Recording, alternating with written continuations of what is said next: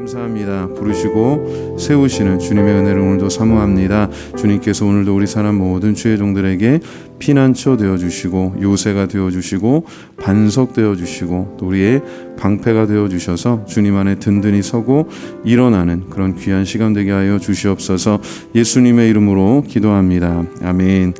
시편 18편 1절부터 3절까지만 우리 다 같이 읽도록 하겠습니다. 나의 힘이신 여호와여, 내가 주를 사랑하나이다.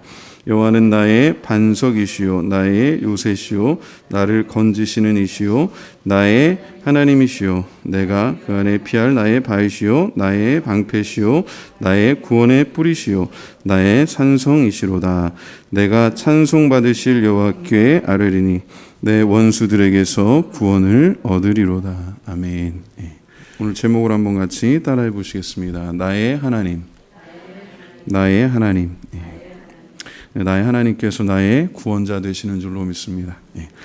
본문은 그 제목을 보시면 제가 한번 읽습니다. 18편 위 앞에 제목이 있죠. 여호와의 종 다윗의 시, 인도자를 따라 부르는 노래. 여호와께서 다윗을 그 모든 원수들의 손에서와 사울의 손에서 건져주신 날에 다윗이 이 노래의 말로 여호와께 아뢰어 이르되 라고 이렇게 제목이 되어 있습니다.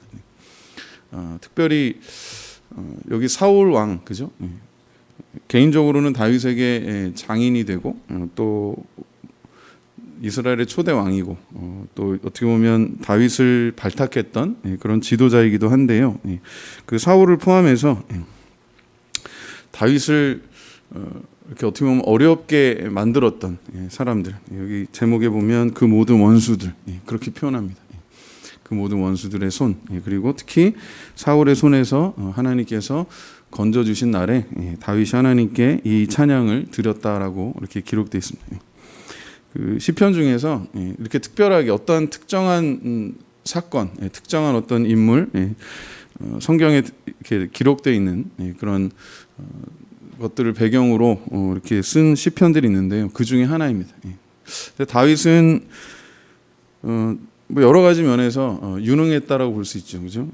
특히 골리앗을 물리치는 그런 용맹한, 어떻게 보면 군인으로서의 그런 어떻게 볼 때 참 좋은 그런 능력을 가지고 있었고, 그리고 아주 신속하게 또 판단하고 또 이렇게 잘 이끌어가는 그런 지도력도 있고 친화력도 있고, 또 많은 사람들, 특히 어려움을 당하는 사람들이 다윗을 따르는 그런 친화력 있는 지도자였습니다. 또 반면에 또 그가 외적으로도 어려움이 있었죠. 뭐 블레셋과 또 여러 주변의 나라들과 또 이렇게 갈등이 있었고 그런 어려움도 있지만 가장 어려운 거는 제가 볼 때 내적인 어려움인 것 같아요. 오히려 같은 나라 사람들이 특히 사울 같은 사람이 다윗을 시기하고 질투하고 죽이려고까지 하는 그런 어려움들을 겪습니다. 그리고 말년도 평안하지 않아요. 그 아들들이 계속해서 어떻게 보면 쿠데타를 일으키고 왕자리 내놓으라고 막 그래가지고 말년까지 굉장히 힘들게 그렇게 지냈던 사람인데, 그럼에도 불구하고 오늘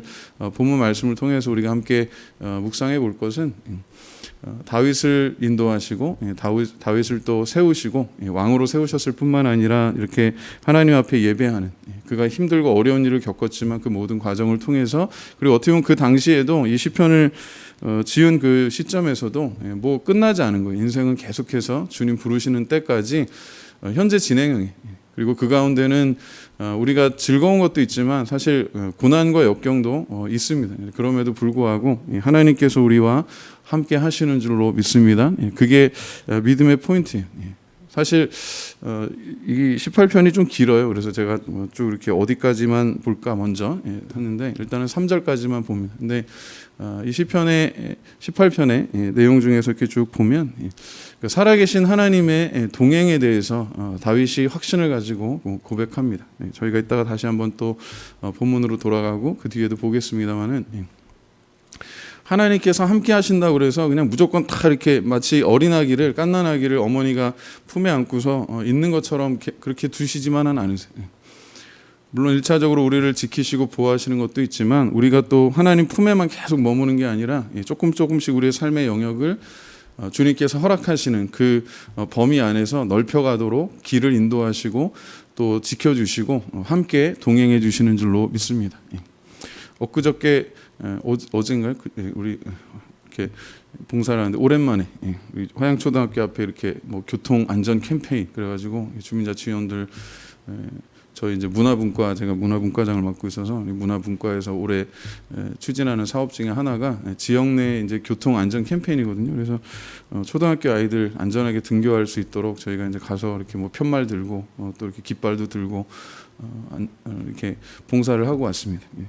근데 보니까 할아버지 할머니 또는 어머니 대부분 이제 엄마 손을 잡고 초등학교 아이들이 어리니까 1, 2학년들 같은 경우는 아직 이제 혼자 다니는 게 어렵고 특히 화양동 지역은 여기가 인도하고 차도 구분이 없는 데가 많아요. 그래서 엄마나 이렇게 부모님들 또는 보호자가 이렇게 손을 잡고 오는 경우들이 종종 있더라고요.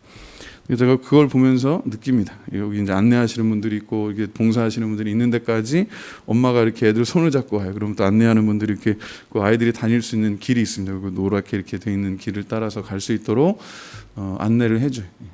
제가 그걸 보면서 이 본문을 묵상하면서 그 생각이 나요. 하나님께서 우리의 지경을 그 야베스가 기도한 것처럼 우리가 그냥 늘 품 안에서만 아기같이 있는 게 아니라 하나님께서 우리의 삶의 지경을 넓혀주시는데 그냥 넓혀주시고 그냥 옛다 하고 그냥 던져주시고 내깔려 두시는 게 아니라 인도해 주시고 동행하신다라고 하는 거예요.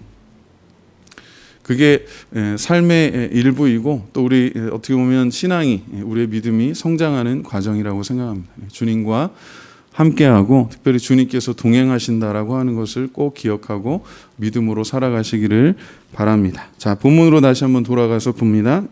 1절에 이렇게 고백하죠. 자, 1절 한번 같이 읽어볼까요? 시작. 나의 힘이신 여호와여 내가 주를 사랑하나이다. 다윗이 고백하기를 하나님이 나의 힘이십니다라고 이렇게 고백합니다. 우리 한국 사람은 뭐가 힘이라고 그래요? 밥심이라고 그러는데 다윗이 고백하기를 여호와 하나님은 나의 힘이십니다라고 고백합니다. 나의 힘이신 여호와여 내가 주를 뭐라고 그래요? 사랑하나이다. 그리고 3절에는 또 뭐라고 표현해요? 주님을 찬양한다 그렇게 고백합니다. 그 주님을 사랑해서 주님을 찬양하는 것, 주님을 예배하는 것, 주님께 감사하는 것. 내가 처해 있는 상황들이 사실 그렇게 긍정적이지 않아도 밝지 않아도 안전하지 않아도 그 가운데 하나님께서 함께 하시고 인도하실 것에 대한 그 확신을 가지고 고백하는 거죠. 아까 저희가 불렀던 찬양 두 개는 제가 일부러 시편 18편의 주제에 맞춰서 이제 선곡한 곡인데 첫 번째 부르셨던 피난처 있으니 환난을 당한 자 이리 오라. 그거는 원래 곡은 제가 알기로 영국 국가예요. 뭐 영국 여왕을 뭐 찬양하고 뭐 그런 내용인데 그거를 그 곡만 빌려서 찬송을 지은 겁니다. 그 내용은 정말 피난처 그죠? 피난처가 있는 거예요. 우리가 환난을 당하고 고난 당한 자들 피난처 예수 그리스도께 하나님께 피하라라고 하는 겁니다. 그리고 아까 또 두 번째로 부르셨던 384장은 그 우리가 알고 있는 마틴 루터라고 하는 종교 개혁을 어떻게 보면 시작했다라고 할 수 있는 마틴 루터 뭐 목사님이죠. 그가 이제 목회를 했으니까 그 마틴 루터 목사님의 어떻게 보면 경험적인 그런 고백이에요. 그가 교황 레오 10세 시절에 그 베드로 성당 건축 기금을 마련하기 위해서 면죄부를 발행하고 그거에 대해서 비판합니다. 뭐 비난이라기보다 성경적이지 않기 때문에 95가지, 95가지 항목을 조목조목 반박하면서 이게 왜 성경적이지 않고 이게 왜 하나님 기뻐하시지 않는 것인가, 이거에 대해서 우리 한번 공개 토론해보자라고 그가 그 당시 교수로 있었던 비텐베르크 대학 안에 또 성당이 있는데 그 문에다가 95개 조항을 걸고 어떻게 보면 굉장히 도발적인 이야기를 한 거죠. 그 당시 교황은 어떤 그 유럽 교회에서 어떤 그게 있었냐면 왕들보다도 높은 사람이었어요. 심지어는 자기가 마음에 안 드는 왕을 이렇게 벌 주고 며칠 동안을 아주 모욕적으로 자기 앞에 와서 이렇게 무릎 꿇고 기다리고 만나주지도 않으면서 그랬던 그 교황권이 굉장히 강했습니다. 그리고 그 교황권은 하나님께서 주시는 그런 특권이라고 생각했어요. 그리고 모든 성경을 해석하고 하나님의 계시를 이렇게 알고 전할 수 있는 사람이 교황이라고 생각했어요. 그리고 교황을 통해서 배출되는, 교황청을 통해서 배출되는 신부들에게만 성경을 읽고 해석할 수 있는 그런 권한이 있다고 그랬어요. 그리고 교회 바깥에는, 로마 캐톨릭 교회 바깥에는 구원이 없다라고 그렇게까지 이야기했었습니다. 상당히 잘못된 거죠. 구원은 오직 하나님의 은혜로 믿음으로만 구원받는 줄로 믿습니다. 그게 종교개혁의 출발점이었어요. 그래서 다시 하나님의 말씀으로 돌아가고, 하나님의 말씀을 읽다 보니까 로마서 1장 17절을 읽다 보니까 우리가 요즘 로마서 금요일 날 보잖아요. 의인은 오직 믿음으로 말미암아 산다고 그랬는데, 이 뭐 면죄부를 사야지 구원받는다는 거예요. 그건 엉뚱한 이야기입니다. 뭐 교회 그 성당에 가서 헌금을 해서 그 당시에 이제 사용했던 게 은화인데, 은화 한 잎이 땡그랑 딸그랑 떨어지면 그 소리와 함께 연옥에 갇혀 있는 그 고통 가운데 있는 영혼 하나가 천국으로 날아간다는 거예요. 그건 절대로 성경적이지 않습니다.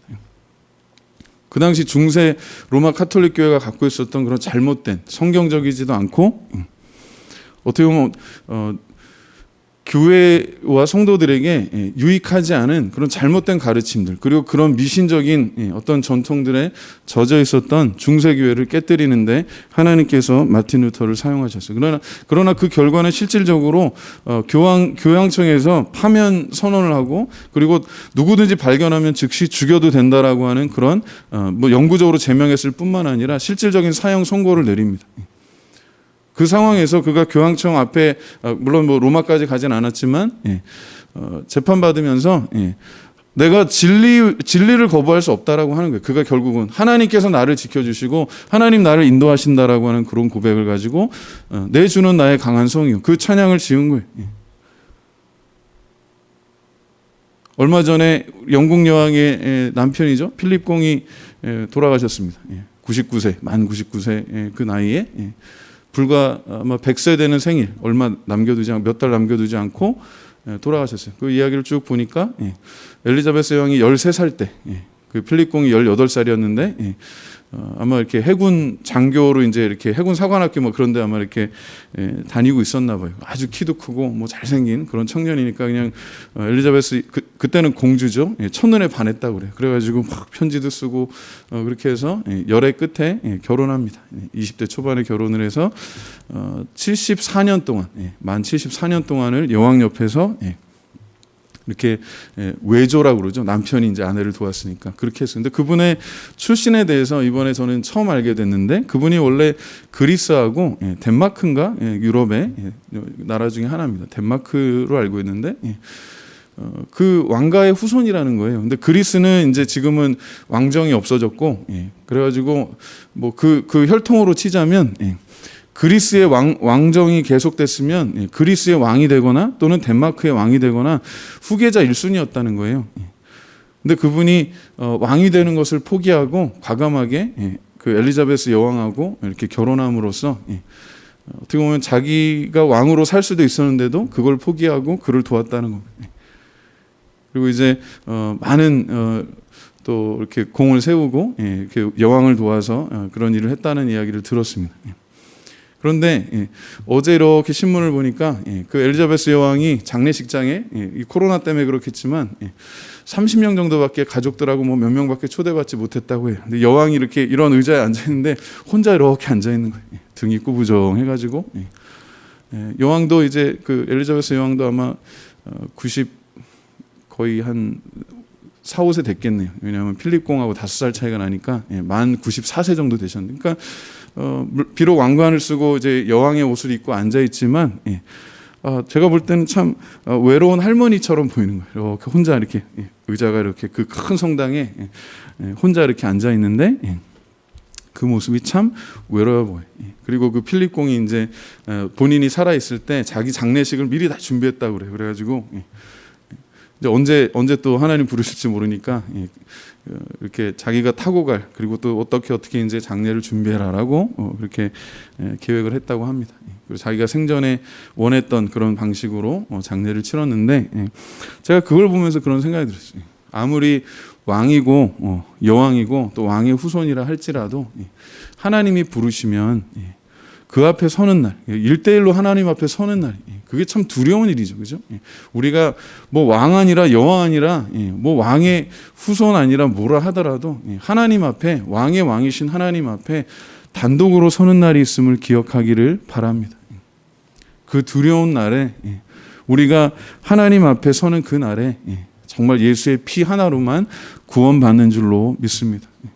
우리가 영국의 여왕이라서 그리스의 왕손의 후손이라서 또는 덴마크의 왕손의 혈통을 가지고 태어나서 아니면 우리 저희 같은 경우는 전주시 집안의 그런 그죠? 옛날에 무슨 그런 거 그게 아무 소용 없는 거예요. 오직 예수의 피밖에 우리를 구원할 능력이 구원할 근거가 없는 줄로 믿습니다.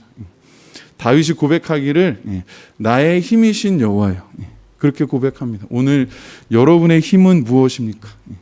저녁을 든든하게 먹었으니까 역시 한국 사람은 밥심으로 또 김치를 또 이렇게 다 먹고 그래야 그죠? 오늘같이 더운 날 이게 여름인지 지금 봄인지 모를 정도로 내일까지 덥답니다. 깜짝 놀랐어요. 공식적인 기록은 오늘 최고 온도가 서울이 28도인데요. 여기 이렇게 다녀보면 아스팔트 이렇게 달궈져 가지고 거의 30도가 넘어가요. 내일까지도 이렇게 덥답니다. 그래서 오늘 제가 그런 생각이 들어요. 야, 봄인 줄 알았는데 어느새 이렇게 여름이 되고 올여름은 도대체 얼마나 더울라나. 일본이 130년 만에 저희 나라도 좀 비슷한 경험을 했다고 생각하는데 130년 만에 가장 일찍 벚꽃이 폈다고 그래요. 올 봄에. 벌써 3월 달부터인가 이렇게 폈죠. 그게 근데 과학자들은요 그게 좋은 게 아니라는 거예요. 인류의 재앙이 인류의 어떻게 보면 멸망이 더 가까웠다는 그런 신호라는 거예요. 지구 온난화 우리가 많이 얘기 듣지만 그게 이제 현실이 된 거예요. 제가 강원도에서 전방에서 근무할 때요. 강원도 원통 있죠. 강원도 원통 그 최전방에서 1000m 되는 그 고지에서 근무할 때 강원도 지역은 굉장히 추웠습니다. 그래가지고 그 강원도 지역에서 이렇게 재배하는 게 대부분 감자, 옥수수 그런 거였어요. 거기 쌀 같은 걸 많이 키울 수가 없는 게 일단은 지형적으로 이렇게 평평한 땅도 없을 뿐만 아니라 날이 너무 어떻게 보면 추운 때가 많기 때문에 눈도 많이 오고 그래서 벼농사 지을 때가 별로 없는 거예요. 그러니까 이렇게 밭에다가 곡식 같은 거를 이렇게 짓고 그러는데 좀 어렵죠. 그때만 해도 날이 춥고 그래가지고 기껏 키울 수 있는 게 감자 같은 거 있어요. 고랭지 채소 배추라든지 무 같은 거 이렇게 키웠는데요. 제가 몇 년 전에 제가 근무했던 그 지역을 이렇게 한번 다녀본 적이 있습니다. 여행 삼아서 한번 어떻게 됐나 이렇게 다녀봤는데 깜짝 놀랐어요. 곳곳에 인삼 재배를 하고 있어요. 심지어는 사과까지도 키웁니다. 그 한 20여 년 사이에 엄청나게 한반도의 그 기후가 변화된 거예요. 예전에는 제가 처음에 군사훈련 받았던 데가 그 대구 영천이거든요. 그 경북 영천. 거기가 대구 바로 근처인데 분지라서 굉장히 여름에는 덥고요. 일교차가 큽니다. 낮과 밤 그 일교차가 커가지고 사과를 키우기가 아주 이상적인 곳이래. 근데 사람 살기는 그렇게 이상적이 아니에요. 낮에는 너무 덥고 아침 저녁은 또 너무 막 쌀쌀하고 모기도 많고 그랬는데 이제는 대구 경북 지역 그때는 그 사과하면 대구 지역 사과를 아주 1등으로 쳐줬거든요. 불과 한 20여 년 전 이야기 아마 여기 기억하실 겁니다. 그 사과하면 경북 지역 사과가 유명했는데 지금은 경북 지역에서 사과를 안 키우고 다른 농작물을 키운다는 거예요. 그게 이제 기온이 맞지 않는다는 거예요. 그만큼 시대가 변하고 이제 주님 오실 날이 더 가까이 왔다라고 하는 그런 신호입니다. 극지방, 북극과 남극 지방에 그 평생 영원히 녹지 않을 것 같았던 그런 빙하들이 지금 녹기 시작하고 우리가 예상하지 못했던 그런 빠른 속도로 지금 빙하들이 녹고 있습니다. 그게 해수면의 그 높이를 이렇게 수면 상승을 이렇게 유발하게 되고 결과적으로 많은 기후적인 재앙이 지금 일어나고 있다는 거 현실이 됐어요.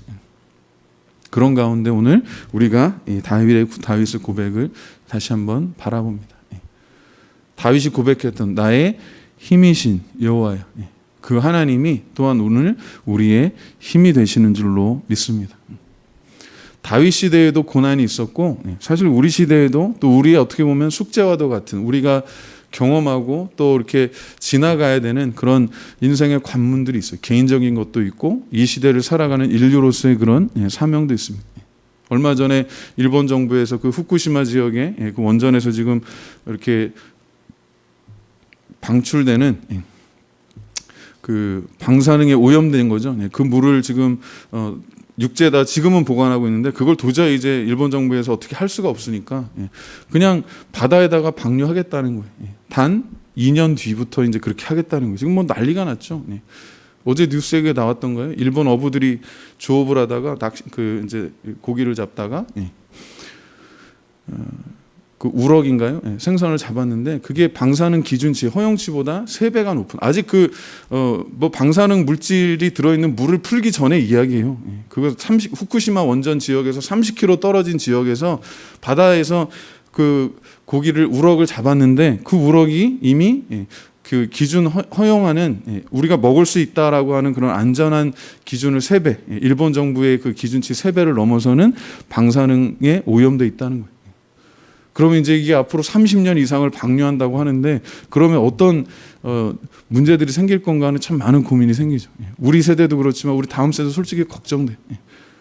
야, 그러면은 우리가 이제 뭘 먹고 사냐? 우리는 삼면이 바다인데 그 일본 후쿠시마에서 이렇게 물을 방류하면은 그게 불과 뭐 얼마 뭐 몇 달 안에 제주도부터 해가지고 동해안 서해안 쪽에 다 이렇게 들어온다고 하는데, 그거를 수십 년을 계속 방류해야 된다고 생각해요. 그거 어떻게 되겠어요? 뭐 그것만이 문제가 아니죠. 지금 뭐 현실적인 문제를, 코로나 백신, 뭐 우리가 지금 충분히 갖지 못한 상태에서 계속해서 어려움이 있고, 또 얼마 전에 보니까는 아주 뭐 평범하죠. 젊은 40대면 젊은 편이잖아요. 아직 40대에 제가 알기로 무슨 요양보호사인가 그런 직업을 갖고 있는 분이 이번에 백신을 맞았는데 안타깝게도 예상하지 못한 부작용이 있어서 지금 사지가 마비돼서 병원에 입원해 있다는 거예요. 그 남편분이 너무 힘들어가지고 청원을 올릴 정도에, 그냥 백신 맞으면 뭐 건강해지고 안전해진다고 이렇게 해서, 직업이 이제 아마 요양보호사니까 뭐 노인들 이렇게 섬기고 돌보는 그런 일이겠죠. 그래서 이제 우선적으로 그런 일에 종사하는 분들 백신을 맞게 됐는데 생각지 않는 그런 부작용이 생겨서 지금 사지가 마비돼서 병원에 입원해 있는데, 월이 아니라 주 치료비가, 일주일 치료비가 400만 원씩 나온다는 거예요.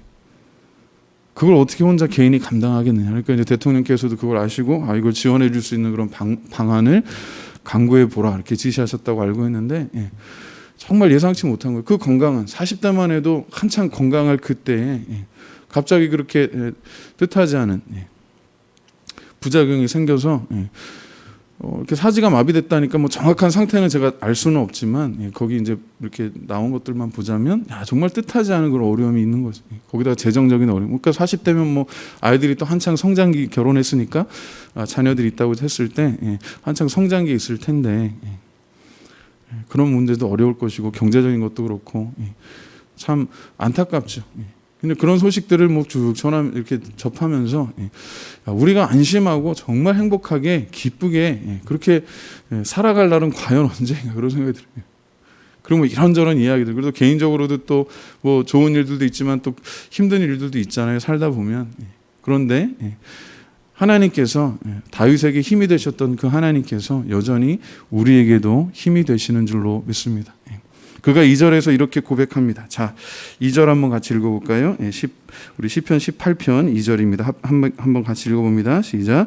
여호와는 나의 반석이시요 나의 요새시요 나를 건지시는 이시요 나의 하나님이시요 내가 그 안에 피할 나의 바위시요 나의 방패시요 나의 구원의 뿌리시요 나의 산성이시로다. 아멘. 자, 이건 다윗이 개인적으로도 고백한 거지만 사실 모든 믿는 자들의 그런 고백이기도 합니다. 하나님께서 우리의 피난처가 되신다는 거예요. 영국 여왕도 보니까 참 젊었을 때야 뭐 젊고 건강하니까 뭐 그런 거 하지만, 또 소위 말하는 대영 제국의 상징적이지만 여왕으로서 많은 존경을 받고, 또 여러 가지 어떻게 보면 참 특권을 누리는 그런 분이지만, 이렇게 보니까 개인적으로 보니까 진짜 뭐 왕관 쓴 할머니예요. 제가 보니까 왕관 쓴 할머니, 이렇게 구부정을 혼자 앉아 계신데 참 외롭겠다는 생각이 들어요. 평생을 어떻게 보면 80여 년, 13살에 그 필립공을 처음 만나서 사랑에 빠져서 그때부터 연애 편지도 쓰고 해가지고 지금 아까 제가 계산을 해봤어요. 대충 한 80여 년을, 결혼한 그 기간이 74년이고 결혼하기 전에 연애하고 뭐 이렇게 편지 쓰고 했던 그것까지 치면 거의 80여 년 동안을 그 필립공을 사랑하고 그분과 함께하는 시간들이 참 많았을 텐데, 영국 여왕이 얼마나 특권이 있냐면요. 이건 참고로 말씀드리면 영국에서 유일하게 운전면허증을 발급받지 않아도 되는 분이 영국 여왕이에요. 왜? 자기 이름으로 운전면허증을 내거든요. 그래서 그분은 면허증 없이 이렇게 운전할 수 있는 분이라는 얘기를 들었어요. 그런 특권이 있어도 사랑하는 남편이 그렇게 하나님께 부르심 받고 혼자 이렇게 장례식에 앉아 있는데 그게 그렇게 외로워 보여요. 80여 년을 함께했던 사랑하는 남편이 이제 하나님 앞에 가고, 그래도 뭐 신앙은 있으니까, 그죠? 영국도 또 그 기독교적인 전통 속에 있고 그 예식도 기독교적으로 이렇게 치는 걸 보니까 개인적으로 바라기는 적어도 필립 공도 예수 믿고 구원 받았었으면 하는 그런 마음이 있고, 여왕도 형식적이지 않고 정말 신앙이 있었으면 그 의미를 알 거라고 생각해요. 내가 쓴 왕관이 진짜 내 게 아니라는 거예요. 다윗이 고백하는 게 사실 그겁니다. 나의 하나님, 여호와께서 나의 왕이 되신다라고 하는 거예요. 저희가 또 다음에 보겠습니다면 시편 23편의 말씀처럼 그는 목자 출신이에요. 다윗이, 그죠? 목자 출신이고, 그리고 어떻게 보면 이스라엘의 목자로서 왕으로서 세우심 받았지만 그가 고백하는 건 뭐예요? 내 인생에, 그리고 우리 이스라엘의 정말 목자가 되시는 분은, 우리를 이끄시고 인도하시는 분은 내가 아니라 하나님이십니다라고 하는 거예요. 아무리 화려한 왕궁에서 살고 아무리 멋진 왕의 그런 옷을 입고 왕관을 쓰고 있다 하더라도 그게 하나님이 주신 은혜고 선물이라고 하는 것을 깨닫는 것처럼 복이 있는 게 없어요. 하나님께서 우리 사랑하는 성도들 한 분 한 분의 왕이 되시고 주인 되시고 인도자 되시는 줄로 믿습니다. 2절에서 고백하는 게 뭐예요? 하나님께서 나를 지켜주시고 보호하신다라고 하는 그런 고백이죠. 반석이죠. 반석이 뭐예요? 모래 이렇게 푹푹 꺼지는 모래가 아니라 내 발이 든든하게 서서 걸어갈 수 있는, 뛰어갈 수 있는, 내가 넘어지지 않고 이렇게 든든하게 버틸 수 있는 그런 근거가 되시는 분이 하나님이시더라고 그렇게 고백합니다. 그죠? 나의 요새, 철옹성처럼 나를 지켜주시고 보호하신다는, 끝에 나오는 산성하고 같은 개념입니다. 하나님께서 앞뒤로 동서남북으로 우리를 두르시고 인도하시고 지키시는 줄로 믿습니다. 근데 제가 이따 또 말씀드리겠지만 하나님 주시는 큰 사랑은, 정말 큰 사랑은 우리를 그냥 이렇게 품에다 가지고 그냥 목이 진짜 쫄릴 정도로 그렇게 답답하게 안고만 계시지는 않는다라고 하는 거예요. 자, 3절 한번 같이 읽어볼까요? 3절 같이 읽습니다. 시작. 내가 찬송 받으실 여호와께 아뢰리니 내 원수들에게서 구원을 얻으리로다. 아멘. 여기에 주목할 것은 원수들이라고 하는 복수 형태로 쓰여진 그 명사입니다. 원수가 하나가 아니라 여러 틀 있어요. 계속해서 있어요. 시리즈로 있어요. 삶이 그런 거예요. 우리가 태어나면서부터 하나님께 가는 그때까지 삶이 항상 순탄하지만은 않아요. 제가 예전에 어느 책을 읽다 보니까 물론 비유적으로 쓴 표현이지만 우리가 한번 상상해 보세요. 우리가 사람이 살 수 없는 땅을 생각해 보면 사막이 왜 사막이냐? 거기에는 비가 오지 않아요. 햇빛이 쨍쨍 비치는 거예요. 우리 인생도 그렇게 항상 뭐 우리 마음대로만 다 되고 좋은 일 있으면 그게 결코 좋은 게 아니라는 거예요. 인생이 햇빛만 쨍쨍 비치면 사막처럼 되는 것처럼 하나님의 은혜가 가끔씩 그런 부분에서도 필요하다는 거예요. 우리나라는 사계절이 그래도 비교적 뚜렷한 편입니다. 봄, 여름, 가을, 겨울이 있는데 그 계절의 변화를 이렇게 겪어가면서 경험하면서 적응하는 게 그게 사실은 나쁜 게 아니에요.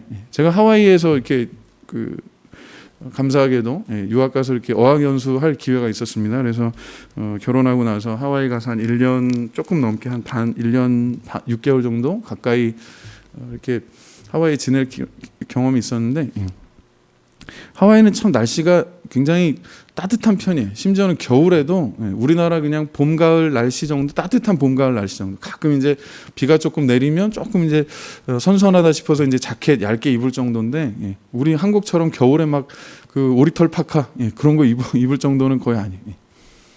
그래서 한때는 생각했습니다. 좀 그때 어릴 때니까 20대 뭐 중반 후반 그랬으니까 야 우리나라도 참 이렇게 연중 사계절 따뜻하고 그러면 참 좋을 텐데. 그럼 뭐 이렇게 날씨도 좋고 하니까 할 수 있는 게 또 많을 텐데 그런 생각이 들었는데 또 나가서 살아보니까 그게 다는 아닌 것 같아요. 오히려 봄, 여름, 가을, 겨울 이렇게 뚜렷한 그런 날씨 속에서 우리가 수천 년을 생존하기 위해서 생존하기 위해서.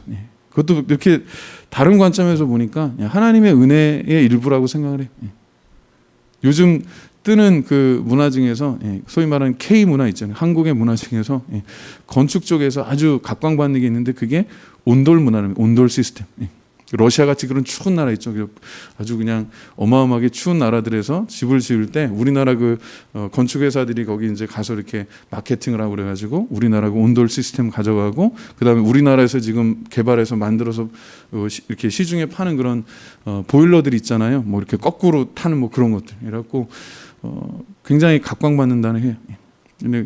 그리고 한국인으로서 이렇게 쭉 보면. 거의 어디 나가서 살고 있는 사람들이 한국 사람들이 어마어마하게 많아요. 가장 더운 곳에서부터 가장 추운 데까지 제일 어떻게 보면 생존력이 강하게 잘 적응하는 민족 중에 하나가 한국 민족인데 그것도 하나님 은혜라고 생각해요. 왜냐하면 복음을 전하는 그런 선교의 도구로 사용받기 때문에 저 열도 아프리카에서부터 남미 또 추운 지방, 극지방 제가 아는 분들도 뭐 알래스카에서 목회하는 분들도 꽤 있어요. 그렇죠? 그 추운데도 그런 곳에서 또 러시아나 이런 데 선교하는 분들도 꽤 있고 그래서 뭐 그 기후적인 것뿐만 아니라 뭐 이슬람권 정말 목숨 걸고 이렇게 복음 전하는 그런 곳에 그래도 우리는 역사적인 부채가 적기 때문에 상대적으로 누구를 뭐 침공하고 침략하고 막 괴롭히고 했던 역사가 거의 없기 때문에 굉장히 이렇게 복음을 전하는 데 있어서 최적화되어 있는 우리가 역사적으로 보자면 참 약소 민족이고 계속해서 침략만 당했고 뭐 그랬지만 또 거꾸로 보면 오히려 그랬기 때문에 또 복음을 전하기에는 아주 적합한 그런 바탕이 되어 있다라고 하는 거예요. 그것도 좋게 보면 하나님의 은혜예요. 그리고 힘이 없기 때문에 스스로를 돌아보고 어떻게 보면 겸손해지고 그리고 가장 좋은 것은 예수 그리스도의 복음이 이 땅에 전파됐기 때문에 교회를 통해서 그 복음을 갖고 있는 사람들을 통해서 다시 말하면 하나님을 의지하고 하나님께 부르짖고 기도하는 성도들이 있기 때문에 하나님께서 우리를 긍휼하게 여겨주시고 지켜주시고 또 인도하시는 줄로 믿습니다. 마틴 루터가 교황청에서 파면당하고 이제는 뭐 신부로서의 그런 자격만 멈춘 게 아니라 누구든지 마틴 루터 보면 그냥 뭐 현상 수배를 내린 거예요. 잡아 죽여도 좋다. 그런 상황 속에서 그 몇몇 영주들이 자기를 도와주면서 유럽의 그 정치인들이 도와주면서 그것도 교황권을 견제하기 위한 그런 정치적인 행위이긴 했지만 어쨌든 자기들도 필요하니까 마틴 루터를 보호해주면서 그가 하나님 앞에 매일매일 그 죽음의 순간 앞에서 기도하면서 찬양하면서 묵상하면서 뭐를 했어요? 하나님 말씀 묵상하면서 제가 볼 때 그가 가장 잘한 일 중에 하나는 뭐냐면 성경을 모국어인 독일어로 번역했다는 거예요.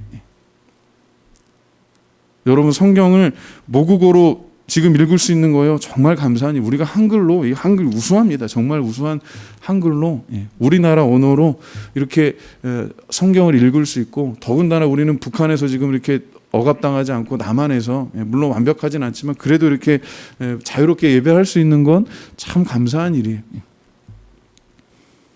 마틴 루터가 독일어로 자기의 모국어로 성경을 번역하고 그게 하나의 출발점이 돼서 영국에서 영어로 번역된 성경이 나오고 각 나라의 언어로 유럽의 각 나라의 언어들로 이제 성경이 번역되면서 종교개혁의 가장 핵심적인 그 중요한 역할은 뭐냐면 일반 성도들에게 평신도들에게 자기의 모국어로 하나님의 말씀을 대할 기회를 읽고 해석하고 그 말씀을 붙잡고 기도할 수 있는 기회를 줬다는 데서 종교개혁의 의의가 가장 크다고 저는 생각해요. 그리고 오순절 교회, 오순절 교회 또 하나의 특징은 뭐냐면 그 종교개혁에 이어지는 그런 흐름 속에서 나온 겁니다만은 오순절 교회의 그런 큰 또 하나의 그 개혁 종교개혁과 이어지는 면에서 볼 때 뭐냐면 종교개혁은 성경을 하나님의 말씀을 모국어로 읽을 수 있게 평신도에게 준 게 큰 은혜라면 또 오순절교의 좋은 전통은 뭐냐면 예배가 그 어떤 특정한 뭐 목사나 뭐 그 신부나 그런 어떤 사제들 소위 말하는 성직자들 중심의 예배에서 평신도들 중심으로 예배의 그 방향이 초점이 옮겨져 갔다라고 하는 거예요. 그 저희 교회는 그런 전통을 갖고 그래서 뭐 꼭 장로교회 같은 경우는요 장로님 시무장로님 아니면 대표기도 못 합니다.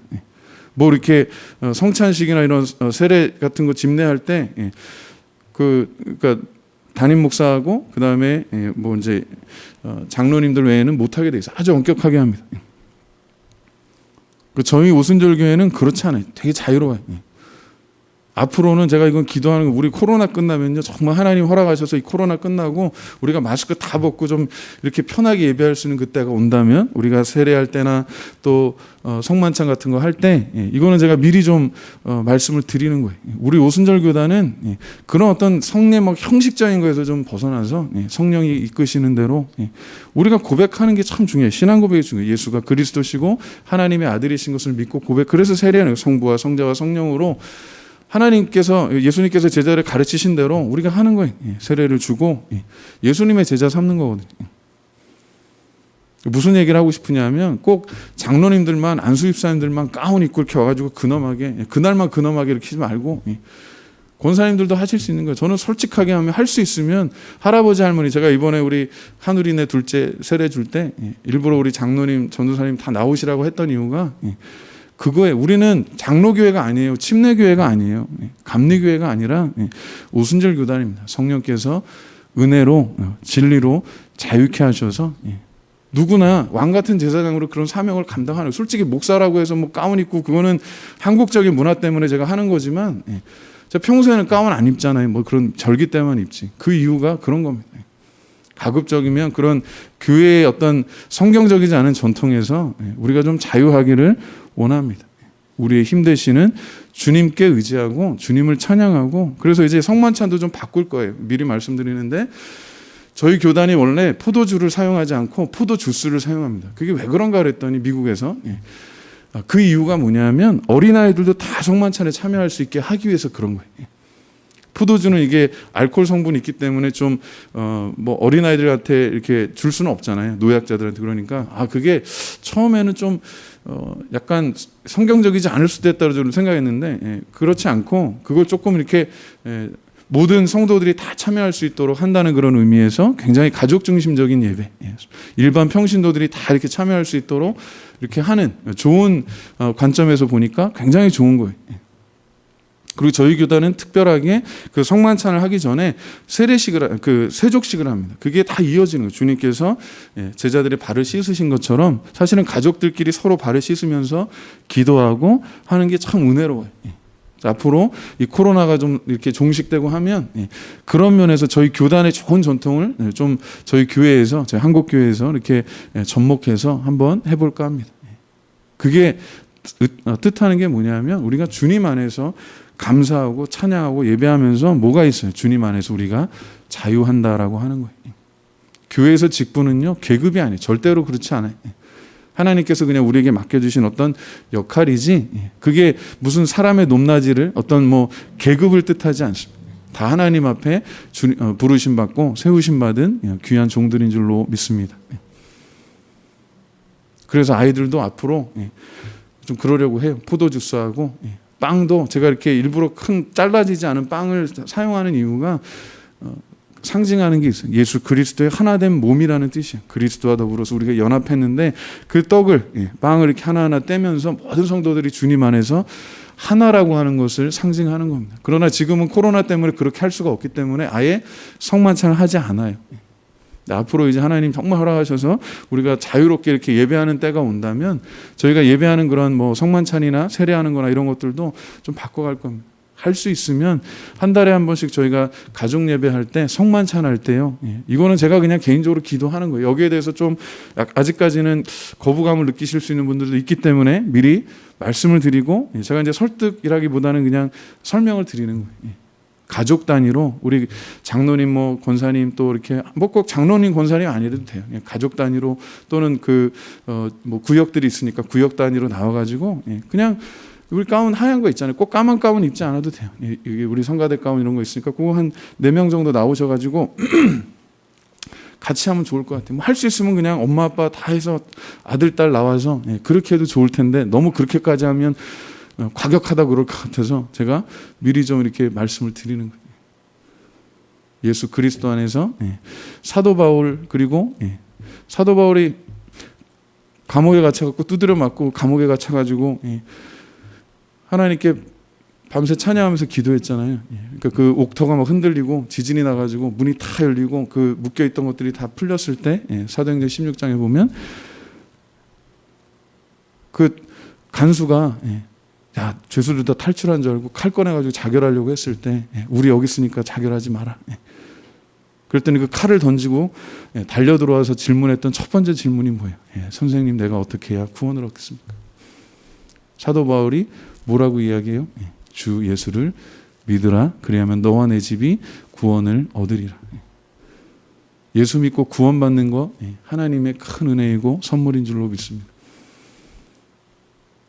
그리고 거기에서 저는 그 사도행전 16장의 말씀이 참 뜻깊다고 생각해요. 너와 내 가족이 그 혈연의 가족 아니더라도 그와 함께하는 그 모든 친밀한 사람들, 그 관계 속에서 구원하시는 분이 계시다는 거예요. 그리고 그 구원의 목적이 우리가 하나님을 알지 못해서 예배하지 못하고 우상 숭배하기 때문에 거기서부터 돌이켜서, 죄로부터 돌이켜서 우리의 영혼이 거듭나고 예수의 피로 거듭나고 하나님의 은혜로 바르게 예배하도록 인도하시기 위해서 선교라고 하는, 전도라고 하는 사람들이 보기엔 미련해 보이는 방식을 하나님께서 지금도 사용하고 계세요. 자, 우리 29절 읽고 이제 맺도록 합니다. 자, 한번 같이 읽습니다. 29절 같이 읽습니다. 시작. 내가 주를 의뢰하고 적군을 향해 달리며 내 하나님을 의지하고 담을 뛰어넘나이다. 오늘 저는요, 이 말씀에서 참 많은 도전과 은혜를 받았어요. 위로도 받았어요. 오늘 될 수 있으면 집에 가셔서 이 시편 18편 전체를 한번 다 읽어보세요. 개인적으로 오늘 저에게 많이 이렇게 은혜가 된 말씀이 바로 29절인데요. 내가 주를 의뢰하고 주님을 의지하고 믿고, 그런 뜻이죠. 그리고 내 앞에 지금 어마어마한 그 적군이 있는데 그 적군을 향해서 달려나가는데 내 앞에 놓여있는, 사도 바울의 표현을 쓰자면 지금 내가 달려갈 길이 아직 있다는 거예요. 그죠? 나에게 주신 사명의 길이 있는데 그게 어떻게 보면, 영적으로 보면 내 앞에 원수들이 가득한데 그래도 내가 그 원수들을 향해서, 그 적군들을 향해서, 적진을 향해서 나에게 불화살을 쏘고 나에게 창을 겨누는, 나에게 칼을 이렇게 뽑아드는 그 원수들을 향해서 달려갈 수 있는 이유는 뭐냐면 나를 붙잡아 주시고 지켜주시는 하나님이 함께 하시기 때문이라는 거예요. 다윗이 수많은 전쟁터에서, 심지어는 처음 전쟁할 때 그는 군인도 아니었죠. 목자로서 아버지 심부름 갔다가 형들 잘 있나, 뭐 거기 면회 좀 갔다 와라, 뭐 먹을 거 좀 갖다 주고 그 부대장한테 좀 이렇게 가서 잘 해라, 형들 좀 잘해주라고 해서 갔는데 골리앗이 나와가지고 하나님의 이름을 막 모욕하고 이스라엘 군대를 모욕하니까 거기에 화가 나가지고 자기가 나가서 싸우겠다고 그래서 나가서 싸웠어요. 처음에는 다들 어이없어 하죠. 심지어는 사울왕도 걱정되니까 자기 왕이 입는 그 갑옷을 입힙니다. 사울이 키가 큰 사람이었어요. 기골이 장대한 사람이었어요. 왕이 사용하는 그 군복을, 갑옷을 입혀줬는데 그게 조그만 다윗한테는 불편하잖아요. 처음 사용하니까. 근데 그거 벗어버리고 자기가 평소에 목자로서 있을 때 사용했던 돌팔매하는 거 있어요. 우리 새총하고는 다른 거예요.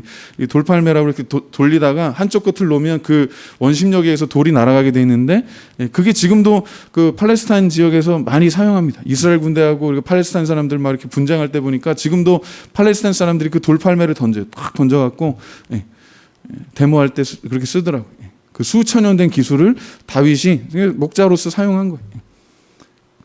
5개 돌을 준비했는데 5개가 다 필요하지 않아요. 딱 한 개 가지고, 그 당시 최고의 군인이었고, 전쟁에서 한 번도 싸움에서 진 적이 없었던 골리앗을 한 방에 죽입니다. 그를 죽였는데 그 목을 자를 수가 없으니까 누구 칼을 사용해요? 골리앗 칼을 뽑아가지고 그걸로 목을 잘라요. 그리고 그 목을 들고 사울 앞에 가면 그 골리앗이 쓰러지는 순간이미 블레셋 군대가 어떻게 보면 멘탈이 붕괴된다 그러죠. 요즘 애들 멘붕이 온다 그러죠. 그래서 탁 뿔뿔이 흩어지고 그때 패배한 거예요. 근데 다윗이 경험하는 게 그거였어요. 그 이전에, 이미 승리하기 전에 하나님께서 나와 함께 하신다라고 그런 믿음을 가지고 달려나가는 거예요. 하나님을 의지하고 지금 적군들을 향해서 달려간다는 뜻이죠. 그 다음에 29절 후반에 뭐라고 이야기해요? 내 하나님을 의지하고 담을 뛰어넘나이다. 내 앞에 지금 담이 있는데요, 그 뒤에 어마어마무시한 것들이 있는데 뭔지는 알 수 없지만 그러나 그 담을 뛰어넘는 거예요. 뛰어넘어야 진보가 있고 뛰어넘어야 나아갈 수 있고 뛰어넘어야 하나님께서 나에게 맡긴 뭔가 사명을 감당할 수 있다면 주님을 믿고 의지하고 그것을 뛰어넘는 거예요. 근데 그걸 뛰어넘지 못하고 갇혀 있으면 그 자체가 우리의 사명이 아니라 감옥이 되고 족쇄가 될 수 있다는 거예요. 사슬이 될 수 있다는 거예요. 오늘 저는 이 말씀이 참 은혜가 돼요. 지금 현실이 그렇잖아요. 뭐 코로나 백신 우리나라에 지금 확보된 거는 있다고 하는데 들어온 게 없는 거예요. 들어온 게 많지 않으니까 지금 정부에서도 고민이겠죠. 그리고 워낙에 변이종들이 많이 생기다 보니까요. 심지어는 뭐 인도에서 지금 변이종 생기는데 그게 너무나도 이렇게 강력하고 확산도 빠르고 그래가지고 지금 미국에서 무슨 얘기 나오냐면 1차 접종, 2차 접종 다 끝나고도 3차 접종, 부스터샷이라고 들어보셨죠? 그 뉴스에서 나오는 거. 3차 접종까지도 지금 해야 될지도 모르겠다라는 이야기가 나올 정도로 이 코로나 사태가 심각하고 장기화될 수 있다는 거예요. 우리는 아직 1차는커녕 지금 그죠? 구경도 못했는데 그런 상황이. 거기다가 지금 뭐 남북 관계니 뭐 일본하고 이런 거니 또 여러 가지 갈등 속에 있습니다. 경제적으로 어렵고 제가 참 안타까운 소식을 많이 요즘 보는데 요즘 청년들 중에 20대 청년들, 20대 30 청년들 중에서요 돈이 없어서 밥을 굶는 청년들이 있다는 거예요. 2020년 통계입니다. 2020년 만 39세 미만 청년 중에서 작년에만 79명이 무연고자 고독사로 사망한 그런 상황 케이스들이 있어요. 집에서 혼자 먹을 게 없어가지고 취업도 안 되고 또 뭐 아르바이트 이것저것 해도 힘들고 그러니까 아주 아껴서 어떻게 하다가 굶어 죽은 애들이 79명이나 작년에 전문가들 얘기로는 그거보다 훨씬 더 많을 거라는 거예요. 제가 깜짝 놀랐어요. 저는 이제 50대, 60대 그 이상 뭐 조금 나이 든 사람들 위험하다는 걸 알고 있었는데 지금 20, 30대 청년들이 일하기가 어렵고 그리고 일을 해도 뭐 좋은 직업 이런 것들이 많지 않으니까 그런 데서 오는 어떤 스트레스가 어마어마하다는 거예요. 그리고 지금 20, 30대 청년들은 그 부모 세대보다 더 가난한 첫 번째 세대가 된다는 게 지금 모든 그 자본주의 국가의 그 학자들이 하는 이야기입니다. 그만큼 살기가 어려워진다는 거예요. 많은 혜택을 받고 많은 어떤 좋은 점들도 있지만 또 어렵다는 거예요. 제가 너무 가슴 아파요. 왜 저희 아이들도 지금 20대 청년이 2명이잖아요. 이제 막내가 고3이고 곧 20대 접어가는데 이 아이들, 우리 자녀들이, 우리 청년들이, 우리 자녀들이 살아가야 될 시대가 부모들이 살았던 또 뭐 할아버지 할머니가 살았던 시대보다도 물론 다른 면에서 좋은 것도 있지만 더 치열하고 더 어렵고 힘들게 이렇게 살아가야 된다면 얼마나 힘들겠는가 그런 마음이 드는 거예요. 야, 우리 지역에도 여기 화양동은요. 지역 주민의 80%가 청년들이에요. 그 뉴스를 읽고 나니까 야, 여기 이 중에는 뭐 우리가 겉으로 봐서는 모르지만 요즘 애들 그냥 겉으로 보면 멀쩡해 보이잖아요. 어디 가서 뭐 말도 못하고 지금 하루에 2끼, 뭐 1끼 이렇게 먹고 하루 식비가 5,000원인 애들이 있어. 5,000원 하루 식비가. 제가 마음이 너무 아픈 거예요. 그런 아이들. 물론 누구는 뭐 부잣집에 태어나가지고 뭐 그런 애들도 있겠지만 대부분의 아이들 보면 열심히 뭐 일하고 아르바이트하고 뭐 공부하고 그렇게 하는데 뭐 나아지는 게 없고 좋아지는 게 없고 그러니까 막 절망하고 실망하고 분노하고 거기에 대한 답이 뭐냐? 예수 그리스도라고 하는 거예요. 예수만이 길이요 진리요 생명인 줄로 믿습니다. 정말 어느 세대보다 지금 청년 세대, 우리 청소년 세대에 복음이 필요한 거예요. 특히 청소년들. 목회자들끼리 농담 삼아 그런 이야기해요. 농담 반 진담 반으로 우리나라 최대 미전도 종족이 바로 청소년들이라는 거예요. 왜? 교회에 지금 청소년들이 없어요. 이 코로나 때문에 더 그렇습니다. 지금 여러분 심각해요. 그렇다고 해서 우리가 지금 우리는 그래도 여기 뭐 조사오니 여기가 조사오니 하고 교회 안에 교회 담에만 머물면 안 돼요. 오늘 29절 읽으면서 제가 그 마음 들어요. 자신 없죠, 사실은. 이거 내가 뭐 어디서부터 눈앞이 캄캄한 거예요, 솔직히. 얼굴이 머릿속이 하얘지는데 그런데 다윗이 고백하길 뭐래요? 내 눈앞에 지금 적군들이 이렇게 막 펼쳐져 있고 내가 지금 도저히 감당할 능력도 안 되고 그런 깜도 안 되는데 내 앞에 놓여있는 이 담장을 내가 건너뛰어서 나가서 또 거기서 적군하고 부딪히고 싸워야 되는데 나는 뭐 힘도 없는 것뿐만 아니라 정말 골리앗 같은 그런 적장들이 서 있는데 스스로 위축되는 거예요. 스스로 움츠러들고. 그런데 뭐라고 고백해요? 하나님 의지하고 나가라는 거예요. 하나님 의지하고 달려가고 하나님 의지하고 그 담을 건너뛰어서 안 된다 못한다 그런 부정적인 것들을 뛰어넘어서 하나님이 함께 하시고 하나님 인도하신다는 그 믿음을 가지고 우리의 한계를 건너뛰라는 거예요. 오늘 저는 그렇게 참 도전이 됐습니다. 왜? 여전히 하나님 살아계시고 여전히 하나님 인도하시고 여전히 하나님 우리와 함께 하시는 줄로 믿습니다. 그래서 오늘 이 시간 우리 함께 통성으로 기도할 때 우리 개인적으로 놓여있는 정말 내 적군들 앞에 내가 달려나가야 되는데 그런 용기도 없고 그런 힘도 없어요. 내 앞에 놓여있는 이 정말 건너뛰어야 되는 그런 담이 있는데 그런 장애물들이 있는데 주님 믿고 의지하고 뛰어넘으라는 거거든요. 다윗이 수많은 그런 전장 쪽에서 목숨을 걸고 그렇게 했는데 하나님이 함께 하셨다는 거예요. 지켜주셨다는 거예요. 나의 하나님께서 그런 고백이죠. 너희들도 지켜주시고 인도하실 것이다 라고 하는 거예요. 아까 우리 찬양했던 것 중에 우리를 대신해서 싸우는 장수가 있는데 예수 그리스도시라는 거예요. 이 영적인 전쟁에서 우리가 이길 수 없어요. 우리가 승리할 수 없어요. 그러나 승리하신 예수 그리스도께서 우리를 대신해서 우리와 함께 싸워주십니다. 믿음으로 도전하고 승리하기를 바랍니다. 우리 한번 이 시간 기도합니다. 주님, 도저히 달려갈 용기도 없고 다리가 풀려서 일어날 수도 없지만 건너뛸 수도 없는데 주님 말씀하시니까 주님을 의지하고 주님을 정말 믿고 베드로가 물 위를 걸으라 말씀하셨을 때 믿음으로 디디고 나가서 걸었듯이 오늘 주님께서 말씀하셔서 일어서서 달려나가기 원합니다. 주님과 함께해서 주님께서 함께 싸워주셔서 이길 수 있도록 그런 은혜를 더해 주시옵소서. 우리가 정말 우리를 얽어매는 그런 장애물들이 너무나도 많아서 우리를 막아서는 담들이 있는데 뛰어넘고 안 되면 깨부수고 나갈 수 있도록 주님께서 문을 열어주시고 주님께서 길을 열어주시옵소서.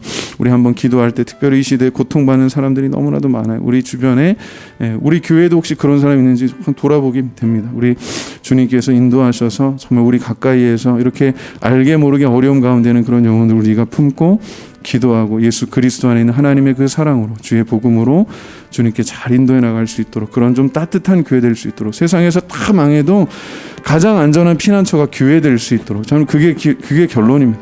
정말 예수 그리스도의 몸된 교회가 모든 영혼들을 품는 그런 피난처요 산성이 되도록 하나님 우리를 사용해 주시옵소서. 한번 기도하고 마치겠습니다. 하나님 은혜를 감사합니다. 정말 이 시대를 우리에게 맡기셨습니다. 이 나라와 이 민족을 무당 사상으로 출애굽하라는 귀한 사명을 주셨습니다. 정말 주님 도와주시옵소서. 우리 다윗이 고백하는 것처럼 나의 힘 되신 여호와여, 내가 주님을 사랑합니다. 또 주님을 찬양합니다. 주님 도와주시옵소서. 우리 믿음으로 적군들을 향해서 우리 적진을 향해서 달려나갈 수 있도록 주님 일으켜 주시고 주님 붙잡아 주시옵소서. 우리 육신의 연약함 때문에 여러 가지 상황들 때문에 경제적인 어려움 때문에 또 영적인 그런 갈급함들 어려움들 때문에 주저앉아 있고 정말 좌절하고 있고 분노하고 있고 울분만 터뜨리는 것이 아니라 정말 주님 살아계신 주님을 바라보고 주님을 의지하고 믿음으로 일어서서 달려나갈 수 있도록 하나님 도와주시옵소서. 또 우리들 가운데 그렇게 또 연약한 지체들이 있으니까 주님 도와주시옵소서. 주저앉고 정말 울부짖고 그러나 일어나지 못하고 달려가지 못하고 그리고 우리를 가로막는 그런 담들을 그런 벽들을 뛰어넘지 못하는 그런 사람들이 있습니까? 우리 자신이 그렇습니까? 주님 불쌍히 여겨주시고 주님 인도하여 주셔서 주님 함께하여 주셔서 우리 적들과 함께 정말 우리와 함께 우리 적들을 대신해서 또 싸워주시고 물리쳐주시고 이길 수 있도록 또 그 모든 과정들을 잘 또 넘어갈 수 있도록 하나님께서 우리를 지켜주시고 인도하여 주시옵소서. 다음 세대 주님 오시는 날까지 영원히 함께 할 수 있도록 주님께서 도와주시옵소서. 감사드리며 예수님 이름으로 기도합니다. 아멘.